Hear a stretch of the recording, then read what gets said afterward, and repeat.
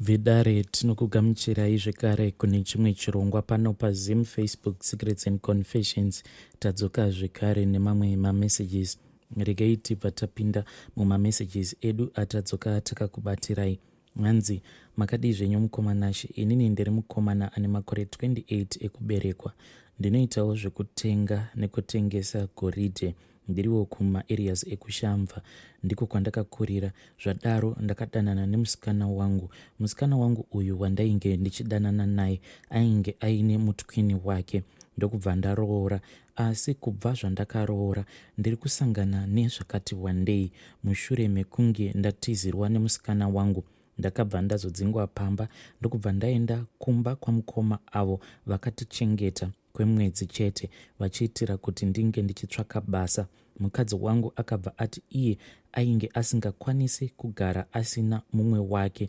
Ndikamuti iye ndinomunzwisisa, asi kuti umwe wake kuti ange achiuya ndaifanira kuti nditange ndatsvaka pamwe panenge pakakura pekuti tinge tichigara. Apa tainge tiri vanhu vainge vachiri kuchengetwa mukoma. Saka ndakabva ndaona kuti zvainge zvisingaiti, but ndakamuvimbisa ndikabva ndamuudza kuti at least kana tikakwanisawo kuzowana 3 rooms, because mari mukoma handidi kunyepa, mari ndainge ndichibata. Panguva yachowo iye paakarequesta kuti ainge achida kuti mutwini wake ange achiuya kuzogara nesu, ndakangozviudza kuti sezvo mukadzi wangu aona kuti sometimes mari ndinombobata, that is why ari kurequesta kuti mutwini wake ange achiuya. But I pleaded with her, ndikabva ndamuudza kuti chimira ndambotanga ndaunganidza mari, at least we then move out of the high density area uko kwatainge tichigara, ndobva ndatsvaka imba kuma low density areas. At least kana tikakwanisawo kuwana imba inenge iine 3 rooms, it will be fine. Inini newe tinenge tichingoshandisa mainly the 2 rooms, then mainini vanenge vachingogara zvavo in the other room. Takawirirana kudaro, then inini ndokubva ndazombodzokera zvangu kumakomba mukoma. Ndakabva ndangonosanganawo nelake. Pasina kana 2 weeks mukoma ndainge ndabatanidza mari. Ndakabva ndakasika ndikabva ndadzoka kumba kuna madam, ndokubva ndavasiyira mari iya. Inini ndakabva ndakasika kudzokera uko kwainge kwaputika mari. Then after dzimwe 2 weeks ndakabva ndazofonerwa namadam vachindiudza kuti kana zvichiita izvezvi endai pakati. Apa vainge vachitondiudza kuti mainini vainge vatori kubus stop, hanzi vainge vastaka ikoko, vainge vasisina kana senti rekuti vange vachiwana dzimwe motikari dzainge dzichienda uko kwainge kwatsvakiwa imba namadam. Iniwo kumba ikoko mukoma ndainge ndisingatokuzivi, because madam pandakavasiyira mari vakabva vangosara vachingotsvakawo imba, but vainge vachindipa zvavo maupdates tichingotaura pawhatsapp, but kumba kunyowani ndainge ndisati ndambokusvika. Then pandakati ndaudzwa namadam, inini handina kana kumbovabvunza kuti ko nhai madam, wai mazongoronga zvinhu izvi muri moga. Ndakabva ndataura namainini ndokubva ndaenda uko kwacho kwavainge vachiti vainge vakandimirira, ndokubva ndaenda kuya. So mukoma ndakati ndatora amainini ndokubva ndazoenda kuya kwainge kuchinzi namadam ndokwatainge tava kugara.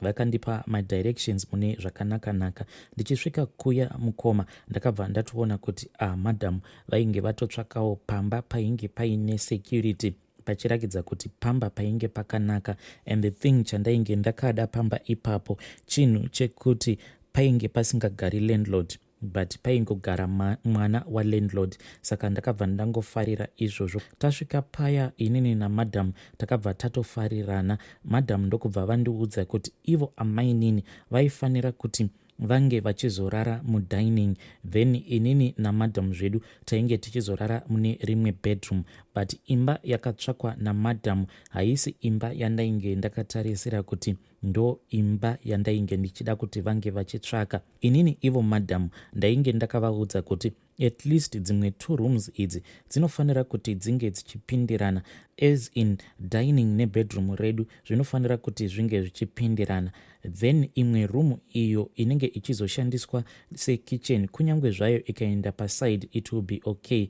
Then ivo amainini vobva vazorara ikoko. apa ndainge ndichingoitira kuti tingova neseparation, but ivo madhamu vakabva vangotsvaka imba yekuti unopindira kukitchen then wobva wazoti mudining wobva wazonopinda mubedroom umo matainge tichishandisa, then bathroom yainge iri paside pebedroom pedu, painge pasina imwe bathroom, zvichireva kuti ivo amainini vainge vachizoshandisa that same bathroom. Takati tatitandarei, then madhamu vakabva vazoudza mainini kuti vaifanira kuti vange vachizorara mudining. Inini zvangu ndakabva ndaenda mubedroom. Ndiri munhu wekuti handidi kumboita hovhio nemudzimai wangu because munhu ane mwoyo wakanaka. She is someone who is really cool. Haana kana nguva yekuti anombopopotedzana newe. Kana achiita zvinhu zvake anongoita zvinhu zvake akanyarara. She is too soft zvekuti nyangwe simba rekuti unge uchimupopotera unorishaya. Kunyangwe ipapo paakaona kuti zvinhu zvaainge aita zvainge zviri zvinhu zvemusoro wake, the first thing chaakaita ndechekuti ndichingopinda mumba akabva andishayisa kana mukana wekuti ndinge ndichitsamwa. She was all over me, and ndo kaunhu kake ikako kekuti kana wakatsamwa anokugarira pamakumbo kusvika waseka wega. She is someone who is like that. Asi iyi mukoma inini handina kuzombofunga kuti ndo dzandichazotsikisa idzi naamainini. Zvakazoitika mukoma ndezvekuti from the very first night ndakati ndichiita bonde namadam, ndakangonzwa something muropa rangu kuti panofanira paine munhu akatidongorera chete, but ndakangofungidzirawo kuti ipfungwawo dzainge dzandipindawo, and at that time amainini ndainge ndisingatombova chivi at all. But nekufamba kwenguva mukoma ndo pandakazoona kuti zveshuwa amainini vainge vachitotidongorera, because I noticed kuti paya patinenge tichiita bonde pasi pedhoo paya paitorakidza kuti paiva nekamumvuri, meaning kuti pane munhu anenge akatomira padhoo akadongorera nepaya patinopinza key. And izvi amainini vakazotondidudzira mushure mekunge vazondiudza kuti ivo vainge vachindida. Ende zvakazoitika ndezvekuti umwe musi madhamu vangu vakati vari bhizi zvavo vachiwacha magumbeze, ivo amainini vainge vari bhizi vachitsvaira mumba. And on that day ndainge ndichitongonzwa nungo, saka ndainge ndakatongorara zvangu in bed ndichitonzwa nungo dzekuti ndinge ndichimuka kuti ndiende kunogara mudining. Saka amainini on that day vakabva vangopinda mubedroom vachiti vari kuda kutsvaira, ende vainge vachitoita musikanzwa uya wekutondifukura machira.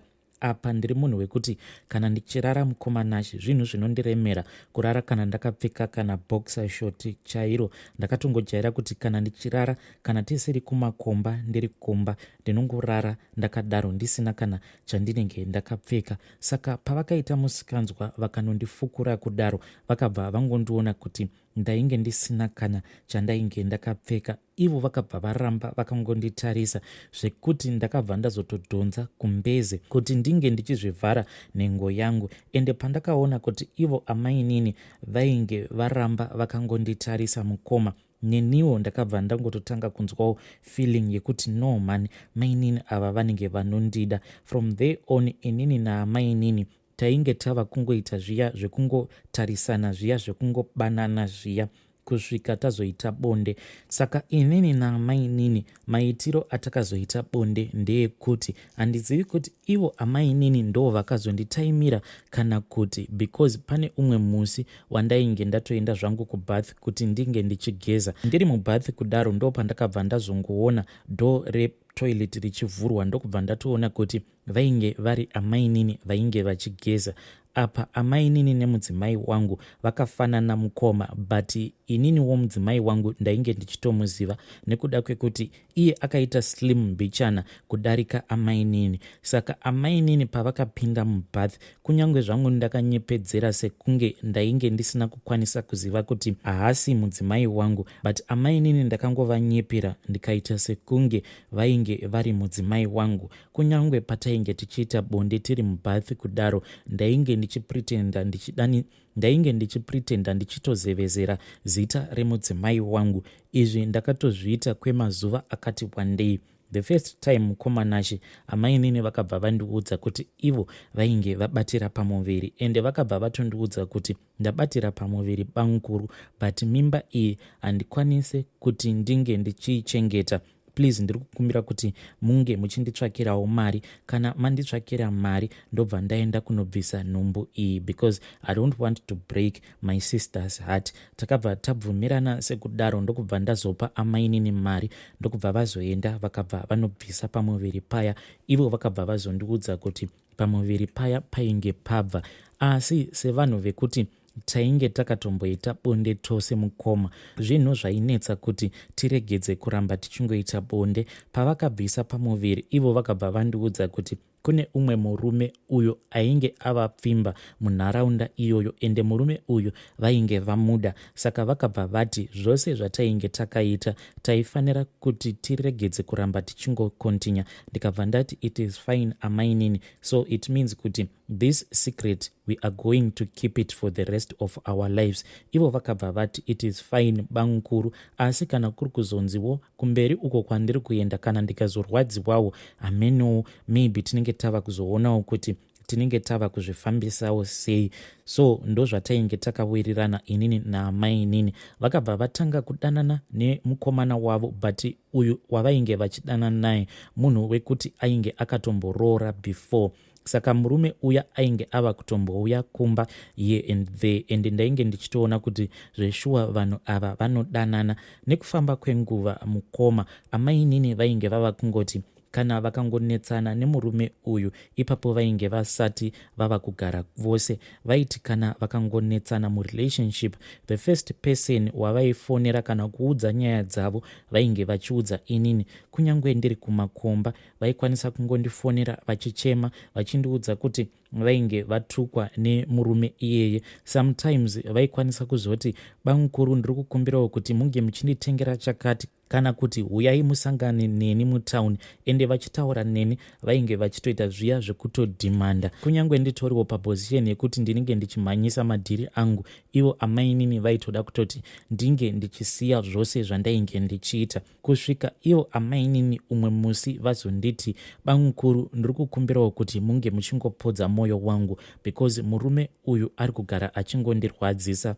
Zvacho zvavainge vachiti vari kurwadziswa zvimwe zvinhu zvekuti it was really silly, zvinhu zvekuti zvinongowanikwawo mumarelationships, but dzimwe nguva ndaitoona kuti vanenge vachitosvima misodzi. Semunhu wekuti ndainge ndakatosanganawo naye pabonde, inini naamainini takabva tangokontinya, but taiti kana tikangopedza kuita bonde tobva tatoudzana kuti izvi zvataita hataifanira kuti tinge tichizozvipamha zvekare, but still taizongoramba tichingozvipamha. Saka mukoma zvakazoitika ndezvekuti ivo amainini vakazondiudza umwe musi, vakangoita zvekungondidana panze, ndokubva vati bangukuru ndabatira futi pamuviri, but now handichazivi kuti pamuviri apa ndepenyu here kana kuti ndepe mukomana wangu uyu wandiri kudanana naye. Ndakabva ndavati saka amainini mafungei, because at that time iniwo madhamu vainge vatovawo nepamuviri. Ndikabva ndati saka madhamu mafungei. Ivo amainini vakabva vati zvandafunga bangukuru ndezvekuti ndingotizira zvangu murume uyu, because handisi shuwa kuti mwana uyu ndewenyu here kana kuti mwana uyu ndewe murume wangu. Pari zvino bangukuru handichatombozivi kuti pakati penyu nemurume uyu wandiri kunyatsokuda ndiani, because kana ndiine murume uya ndinenge ndichifunga imimi kunyange zvose zvatinenge tichiita kutoti ndinzi ndatonakidzwa pabonde ndinenge ndichitofunga imimi. But that same problem kunyange ndichiita bonde nemi, kana ndikasatofunga murume uyu wandinodanana naye handitombonzwi bonde racho richindinakidza. Saka ndafunga zvangu kuti ndinge ndichingotizira murume uyu, kana kuri kunzi tikazoramba tichingoita musikanzwa tinenge tichingoita hedu musikanzwa. And I think kuti zvinhu zvinenge zvitori right. I want you to promise me kuti imimi hamuzoitiwo girlfriend yekuti munenge muchizochita on my sister. Neniwo I promise you kuti I will never have any other boyfriend. kana kuri kunzi tinenge tafunga kuti tinenge tichidawo kufara outside of the marriage, tinenge tichingofadzana tiri two kudai, inini ndakabva ndabvumirana nazvo. At that time pane umwewo wandainge ndichidanana naye, munhu iyeye wandainge ndichidanana naye zvinhu zvekutoti ndainge ndichitofunga kuti it is far much better ndinge ndichingozvikanzurisa. Saka izvi zvandainge ndaudzwa naamainini zvekuti kana tafunga kufara tinenge tichingofadzana outside of the marriage, ndakabva ndaona sekunge yainge iri idea yainge iri right. Madam pavakabatira mimba, this was last year, and that was the same time mainini pavakandiudzawo kuti ivo vainge vabatira pamuviri. And ivo madam vakati vachinobatsirwa like this month, the following month ivo amainini vakabva vabatsirwa. Nyangwe neniwo mukoma ndakatombozama kuti ndinge ndichigara pasi kuti ndinge ndichicalculata madates, but ndakati ndichinorakidza amainini madates, ivo amainini vakabva vatoti pamukuru zvinonetsa kunyangwe ndikati calculatai my dates, because mamwe madates acho amuri kucalculata ndo masame dates andaingosangana nemurume uya, because dzimwe nguva zvataiita ndezvekuti ndisati ndasvika pamba ndaikwanisa kungoita communication naamainini tobva tangosangana. Sometimes ndaikwanisa kutosangana kana kurodhi chaiko kana kuti mumotikari, then ivo amainini ndobva ndazongoita like ndinenge ndasangana navo murodhi vachibva kunoonana nemurume wavo, izvo tinenge tatobva mukunosangana mumotikari. Saka ivo amainini vakabva vandiudza kuti pose ipapo pavainge vachisangana neni, sometimes vanenge vasangana neni pabonde makuseni vobva vazosangana nemurume uya paanenge azobva kubasa, kana kuti vaitanga vasangana nemurume uya vobva vazosangana neni. Apa pavainge vachisangana neni vainge vasingashandise dziviriro, zvekare pamurume uya vainge vasingashandise dziviriro. Takabva taita decision yekuti vaifanira kuti vange vachizoenda kunotizira kumurume uya, but zvandakazoita mukoma ndezvekuti ndakabva ndazowirirana navo kuti preparation hongu ndichavatengera, and kuvatengera kwandakaita preparation it was as if I was just gifting her and my wife, sezvo vari matwins. Ndakangoti preparation ndakangoita sekunge ndainge ndichida kuti vana vacho pavanozobuda vanenge vachingopfeka hembe dzakada kufanana. Zvinhu izvi mukoma zvakaitika last month. Mwana wandakaita namadam, mwana wacho now ava kutovavarira 11 months, then mwana uyo akazozvarwa naamainini tingangoti ava somewhere around 10 months. Ivo amainini vari kuti she is not sure kuti mwana uyu ndewangu here kana kuti ndewe murume iyeye wavagere naye. Pari zvino ivo amainini vanga vachiramba kuti ndinge ndichienda navo kuDNA, vari kungoti why do you want to go to the DNA, ko ukazoona kuti mwana wacho haasi wako uchaita sei, ko kana ukazoona kuti mwana wacho ndewako uchazoita sei. Ivo vakabva vangoti for the fact yekuti ndiri amainini vako, I am always going to be there as long as you are still married to my sister. I will always be there. I'll be like a second wife to you. Zvose zvaunenge uchingoda ziva kuti unenge uchingozviwana pandiri. Saka why do you want to spoil the fun? Iwe uchingoziva kuti the possibility iripo yekuti mwana ndewako, tichazozviona. Right now I don't want you to spoil the fun. Mukoma, izvi ndo zvandinogara ndichingoudzwa naamainini. Kana ndikada kungoramba ndichingobvunza tumubvunzo vanobva vangoti why are you trying to spoil my mood? Please ndibatsireiwo muri yeZimbabwe. Should I continue nerelationship yangu naamainini?